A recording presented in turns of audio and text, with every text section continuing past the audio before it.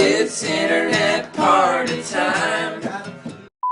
The first thing I noticed about this book is that how it holds the same genius as Angels and Demons and the Da Vinci Code. Short, clear chapters that leave you with a cliffhanger almost with every page. Like by page 5 you already know the villain and you already want him to lose. Opening this book has been like getting on a roller coaster for the very first time. I don't know if it's going to be good. I think it's going to be good. It looks good. But the first 36 pages has been slowly going uphill.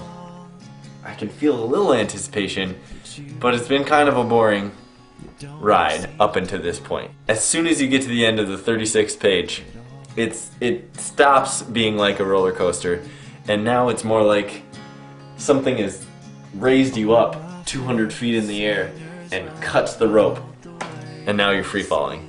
The end of chapter 14, page 54. Catherine's destiny is to light this torch. Mine is to extinguish it. At this point, you get to wonder, why? Why would Malik want to suppress mankind's enlightenment? I hope Malik has a good reason for why he wants to prevent mankind from getting to this new state of enlightenment. At this point in the book, you're pretty well acquainted with Malik, who's tricked Robert Langdon into coming to Washington, D.C. He was chosen because Langdon was given a package from Peter Solomon, and that package holds something very interesting. Supposedly, whatever's in the package will bring order from chaos. It's these little play on words that kind of develop as the book go on and makes it a little bit more interesting.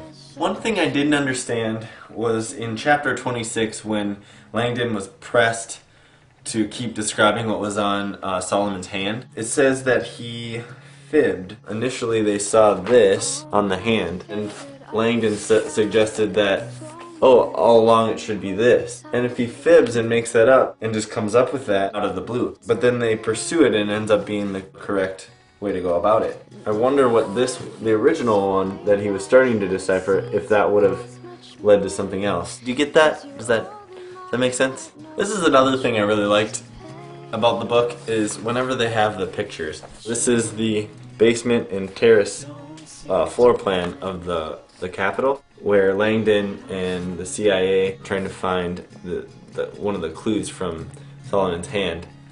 I really like that. I wish I actually would have had more of that. Around page 167, when Sato finds out that Langdon's been holding the capstone to the pyramid in his bag and shows it to him, that part's awesome. And he doesn't even know, he's just stunned. As Langdon was about to be put into custody, I was trying to think, how is he going to get out of this? And then I thought of Warren Bellamy, and just had this feeling that he was on Langdon's side. So right around 170, Langdon gets to start running from the CIA. I think this is a useful tactic in a book, because now you're running, you're trying to read faster. At this point I thought Sato was the contact to Malik. I tried to guess the end. At that point I thought the pyramid would be destroyed before it got put into the wrong hands.